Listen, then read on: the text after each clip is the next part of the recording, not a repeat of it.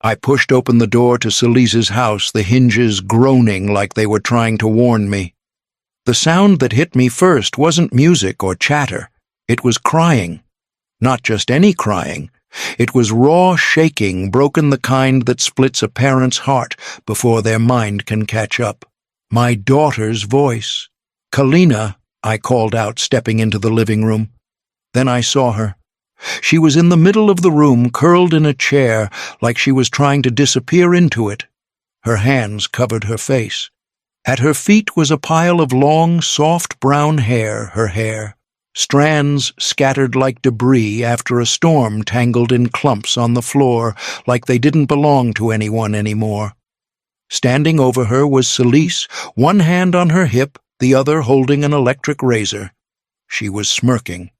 Behind her, Brenna and Maeve were laughing in the cruel, careless way only children can when taught by someone who delights in meanness. Celise turned toward me without guilt, only amusement in her eyes. "Now she really looks like that failure of a father," she said, gesturing to Kalina's bare head like she was unveiling some kind of joke. My heart stopped. Kalina looked up at me, her cheeks soaked, her eyes bloodshot and wide with shame. She had always taken pride in her hair, asked Mireia to braid it every night, picked out ribbons on Sundays. Now she looked like someone had erased part of her. She was shivering, holding her knees, her shoulders hitching with every sob. I couldn't move for a second. My hands clenched, my legs rooted. Something between fury and disbelief surged in my chest. "What the hell did you do to my daughter?" My voice was low but shaking. Celise rolled her eyes. "Relax, Dorian. It's just hair. It'll grow back." I told her I was giving her a modern cut. She cried like I'd shaved off her soul. "You did?" I said. My voice cracked. "You took something from her you can't replace." Maeve giggled behind her mother. "She looks like an egg." Kalina let out another sob and buried her face again. I crossed the room, knelt down, and wrapped my jacket around her head. She clung to me like she'd been waiting hours for me to show up. I didn't say anything more. Not to Celise, not to her daughters. I just stood Kalina in my arms and walked to the door. She pressed her wet cheek against my chest. She didn't ask what happened. She only whispered, "Why did she do it, Daddy?"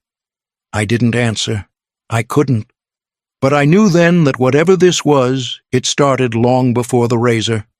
Back when Celise first split from her husband, I didn't hesitate. She showed up on my porch with her daughters and a suitcase full of clothes, her eyes hollow and her tone sharp, like she'd already decided the world owed her something. I didn't ask questions. I just told her she could stay a few nights, and I meant it. I always had. That's how I was raised. Our parents didn't leave us much in the way of property or inheritance, but they hammered one thing in hard family comes first. You show up, you take care of your own, and you never turn your back, no matter how far they've drifted. So, when Celise said she couldn't afford her mortgage that first year after Reuben left, I took on the payments. When the water bill stacked up, I paid it. Groceries, school supplies, clothes for Brenna and Maeve. I even covered her salon license renewal so she could keep her part-time chair in a small strip mall salon on the edge of town. Mireia warned me more than once that we were giving too much, but I couldn't let her drown, not with kids in the picture. I told myself it was temporary, that one day Celise would find her footing and stand on her own. I waited for that shift. I looked for signs of effort, but they never came. Instead, she started acting like the support was hers by right. When we got a newer car, nothing fancy, just a reliable SUV, she rolled her eyes and said, "Well, I guess some people can afford to flaunt it." When Kalina won a school art contest and we took her out for ice cream to celebrate, Celise muttered, "Must be nice to raise a golden child." It was like anything good in my life made hers worse. She didn't say thank you, not once. Not for the house payments, not for the grocery cards, not even for the winter boots I bought Brenna when the soles of hers cracked clean open. Mireia started keeping distance. She didn't argue with me outright, but I could see it in her silence, the weight she was carrying, watching me stretch to support someone who wouldn't even look her in the eye. But she never tried to stop me. She knew how I was. I always believed in holding the line even if it cut into me. And still for years I kept telling myself, she's my sister. This is what you do for family. You show up, you carry more than your share, and you pray they'll see it for what it is. Not weakness, not obligation. Love. I didn't realize not then how blind that kind of love can make you. Because even while I held her above water, she was waiting for a moment to drag us both under. And that moment came the day I dropped Kalina off to get her hair done. The first time I heard Kalina say something about Celise that didn't sit right, it was on a Sunday evening just after dinner. She was coloring at the kitchen table, humming to herself, when she paused and said almost offhandedly, "Aunt Celise said my dress was kind of silly. But I like it." I looked up from the dishes, brow furrowing. The dress in question was a soft blue one Mireia had helped her pick for church, a simple, sweet thing with tiny daisies along the hem. "What do you mean, silly?" I asked. Kalina shrugged. She said it looked like something for babies. "But it's okay. I don't mind." I glanced at Mireia. She didn't say anything, just kept drying the silverware, but her jaw tightened. I remember brushing it off, saying Celise probably didn't mean it that way. She's just got a weird sense of humor, you know that. But it didn't stop there. At Kalina's birthday party that spring, when we handed out little gift bags and let the kids run wild with balloons and cupcakes, Celise stood off to the side, arms crossed. "All this for turning 8, she muttered to no one in particular. "Back when we were kids, we got a candle and a brownie and called it a day." I laughed awkwardly. "It's just for fun." She nodded, but I saw the way she looked at Mireia and then at Kalina, like the celebration itself was an insult. On another occasion, when we showed pictures from a short beach trip to the Outer Banks, Celise commented, "Nice to know some people can just take off whenever they feel like it." Then added, "Must be nice to have everything handed to you." Mireia pulled me aside that night, her voice quiet but firm. "She's bitter, Dorian. And she's aiming it at Kalina now. It's not just about us." I shook my head. "She's just tired. Things haven't been easy for her. You know how she gets." I said that more times than I could count. "You know how she gets." I used it like a bandage, like an excuse. But excuses don't soften sharp words, and they don't stop a slow cut from going deeper. I didn't see how far things had gone until I dropped Kalina off for what I thought would be a haircut and a smile. That morning, Kalina woke up early, earlier than usual, for a Saturday. She came bounding into the kitchen, still in her pajamas, talking a mile a minute about the birthday party she was going to that afternoon. It was at one of those indoor play centers with slides and foam pits and pizza that tasted like cardboard but made the kids feel like royalty. She called it her royal day and asked Mireia if she could wear the dress with the little gold belt. "You want to look like a princess?" I asked her. "No," she grinned, spinning in place. "I want to look like the princess." Mireia had to work that morning and I had errands to run, but I wanted her to feel special. I thought it might be a nice surprise to take her to Celise, have her get her hair trimmed and styled by someone who knew how to make it look just right. Celise had always been good with hair. That much I could admit, even if things between us had been strained. I called her up and offered to pay extra for the trouble. She sounded distant, but agreed. "Just don't take all day," she said flatly. "I've got things to do." We dropped by her house instead of the salon. She said it would be easier. Kalina wore her dress, the gold-belted one, with a pair of glittery shoes that lit up when she walked. She held my hand all the way to the porch and kissed me on the cheek before I left. "Make me sparkle, Daddy," she said with a giggle. I smiled and told her I'd be back in a couple of hours. I wish I hadn't left. When I came back and stepped into that living room, the world tilted. Kalina was in the center of it, shoulders trembling, hair pooled around her feet. Her scalp was bare, every strand of that shiny, beautiful hair gone. And Celise was laughing. She looked up at me without shame. "Now she really looks like her daddy," she said, waving the electric razor like it was a magic wand. I didn't speak right away. My hands went cold. Kalina was crying, her little fingers curled into fists in her lap. Brinna and Maeve were giggling behind their mother, whispering things I couldn't hear but didn't need to. "What the hell did you do to her?" I finally said. Celise shrugged. "It's just hair, Dorian. She was showing off with all that princess crap. I gave her something more real." "You humiliated her," I said, stepping between them. "She trusted you." "Spare me," she snapped. "You walk around with your perfect little family like you're better than everyone. Maybe this will teach her not to be so proud." I didn't respond. I just lifted Kalina into my arms, wrapped my coat around her head, and walked out the door. She didn't say a word the whole way home, just held on tight like she was afraid she might disappear. When we got home, Mireia was in the yard watering the hydrangeas. She turned when she heard the car door, and I saw her face shift from contentment to confusion, then to something close to horror. She ran to us, and when she saw Kalina's shaved head buried in my chest, she froze. "What happened?" she asked, voice already trembling. "She did it," I said. Celise shaved her head. Mireia didn't ask why. She didn't need to. She just opened the door and let us in. That night, Kalina wouldn't eat.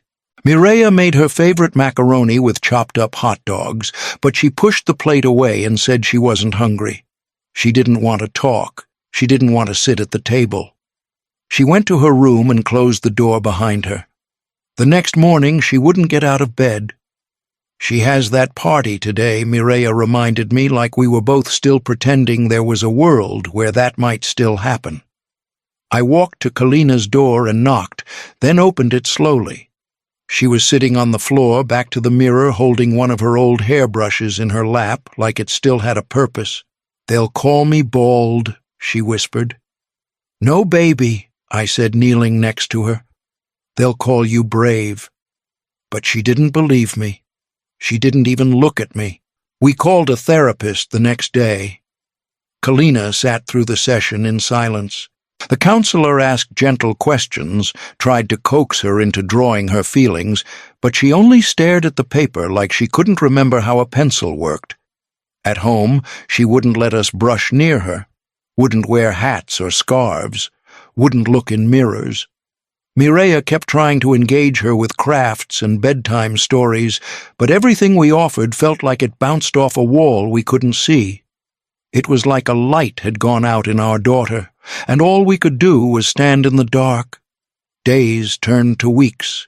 Mireia and I stopped talking about work, about bills, about anything that didn't revolve around helping Kalina feel whole again. And still, nothing changed. Then, one afternoon, while Mireia was cleaning the pantry and I was sorting receipts in the dining room, I logged into my bank account and began canceling every single payment I had ever set up in Celise's name. I didn't tell Mireia when I did it. I didn't need to. She saw the change in me that afternoon, the way my shoulders dropped, the way my breathing slowed, like something that had been coiled tight for too long was finally starting to release. For the first time in years, I wasn't just reacting. I was choosing. I went through every auto payment tied to Celise's life, the mortgage draft I'd set up under my name, the utility payments bundled into my account, the monthly deposits to the prepaid card I'd given her for groceries. I canceled all of it one after another methodically and without anger, just a clean, sharp severing. She didn't notice right away. It took 5 days before the first text came. "Hey, did something happen with the bank? They said the payment didn't go through. Can you check? I left it unread." 3 days later, they shut off my water. I have kids, Dorian. What the hell? By the end of the week, she was calling at odd hours, leaving voicemails that swung from confused to accusatory. Her voice, once smug and superior, now cracked around the edges. I ignored every single one. I'd carried her for so long that I didn't even know what it felt like to stand without the weight. And now that it was gone, I saw things clearer than I ever had. She'd never once stood on her own, never once tried. I had taught her how to lean, and she'd mistaken it for permission to collapse completely. Then came the foreclosure notices. Not to me this time, but to her. She started forwarding them like it was my job to fix it, like her world unraveling was somehow my fault. But I didn't reply. She could unravel, let every thread come loose. Because the moment she hurt Kalina, she forfeited the safety I'd spent years providing. And just as her world started to fall apart, mine slowly, tenderly, was beginning to rebuild. The voicemails piled up. At first, Celise sounded indignant, like someone wrongly inconvenienced. "You've got a responsibility, Dorian. You don't just get to pull the plug without warning." Then the tone shifted cold, then panicked. "They're taking my house. Do you understand what that means? I have nowhere to go? My girls have nowhere to go." I kept deleting the messages. But one afternoon, while I sat in my car outside the pharmacy watching raindrops blur the windshield, my phone rang again. I saw her name flash across the screen, and this time I picked up. "Dorian?" she breathed. "Thank God." I said nothing. "They shut off the heat this morning. Maeve cried herself to sleep last night, and now the bank's sending final notices. Please, I just need help getting back on my feet." Her voice was thinner than I'd ever heard it, cracked and full of manufactured fragility. "I'm not helping you anymore, Celise. You can't be serious. I'm completely serious. I've been serious since the day you put a razor to Kalina's head." "That was a joke," she snapped, the desperation flickering into anger. "It wasn't supposed to be a big deal." I gripped the steering wheel. "You humiliated my daughter. You broke something in her. And now you expect me to keep saving you. I needed to remind her and you that you're not better than everyone else. And now your house is gone. Maybe that's the reminder you needed." She was quiet for a long second, then her voice returned low sharp. "You're punishing me. You want to see me suffer." "No," I said. "I just stopped shielding you from the consequences. That's not revenge.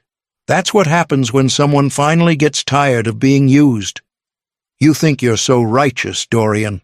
But when my girls are living on the street, that'll be on you." "No," I said, my voice steady. "That'll be on you." And I hung up. It was the first time in years I didn't feel guilt settle in after cutting her off. Just silence, steady, unshaking silence. That night, Kalina curled beside me on the couch, her head resting on my arm, and for the first time since that day, she asked if we could go to the park. Spring came in quietly that year, like it knew not to startle us. The air softened, and with it, so did something in Kalina. It began with small things. One afternoon, Mireya brought home a bundle of soft scarves, all in bright colors. Kalina didn't say much at first, just ran her fingers across the fabric. The next day she tied one around her head and stood in front of the mirror for almost a minute. She didn't cry. At dinner that night she made a quiet joke about looking like a fortune teller. Mireya laughed, and I did too, more from relief than anything else. Therapy became less of a struggle. She started answering questions. Not many and not deeply, but enough that the counselor gave us a quiet nod after one session, like we were on the right path. At home, she helped Mireya bake cookies. She sat on the porch with me one evening and pointed out birds in the trees. I watched her trace the shape of their wings with her finger, her expression soft and thoughtful. Her hair grew in slowly fine at first, then thicker. Little curls at the crown of her head. We didn't make a fuss. We let her lead. Some days she wore the scarves. Other days she went without. We didn't rush her. We didn't try to erase what had happened. We just reminded her every chance we could that she was still our bright, brave girl, whole even in the places that had been hurt. One morning she stood in the hallway with a hand on her hip, wrapped in a teal scarf, and asked if she could go back to school on Monday. Mireya and I didn't answer right away. We just looked at each other and smiled, grateful and aching at the same time. We packed her lunch that night like it was a ceremony. It had been months since I last heard Celise's voice. We were downtown walking to a bookstore after lunch when I saw her on the corner near the old train depot. Her hair was stringy, her coat too thin, and a paper cup trembled in her hands. At first I wasn't sure it was her, but when she looked up and locked eyes with me, I knew. She stood quickly. "This is what you wanted, isn't it?" she shouted. "Look what you did to me." People turned. Mireya instinctively stepped closer to Kalina, but Kalina didn't flinch. She just watched, calm and still. "You destroyed your own sister," Celise barked, her voice rising. "You think this makes you a better man?" I didn't answer. I reached into my pocket and pulled out a single coin. Without a word, I handed it to Kalina. She stepped forward, no fear in her movements, and dropped it into the cup. The soft clink echoed louder than Celise's anger. She stared at us, mouth open, but no sound came out. We turned and walked away. Kalina reached up and took my hand. That night she laughed at something Mireya said and didn't cover her head when she did. Time didn't erase what happened, but it softened the sharpest edges. Our days became quieter again. Kalina found her rhythm school art projects, sleepovers with friends. Her hair had grown past her ears by summer, a new texture, a new look, but she wore it with pride. She liked it short, she said it made her feel faster when she ran. Mireya and I watched her closely, not hovering, but alert. The way you do when you've seen light nearly go out and you're determined to protect it if it ever flickers again. Kalina changed. Not in the way trauma hardens some people, but in how it teaches clarity. She knew now that not everyone who hugs you means it. She asked different questions. She said no without shame. She didn't let everyone in, and I couldn't blame her for that. As for Celise, I don't know where she is. I haven't looked. She faded from our world the way someone finally does when you stop holding the door open. I didn't ruin her life. I just let her carry the weight of her own choices for once. Justice didn't come with fire or fury. It came in silence, in walking away and not turning back. Not all monsters live far away. Some sit at your dinner table asking for help with a smile. But when they harm what you love, you walk away. You heal, you rise, and they fall under the weight of what they built.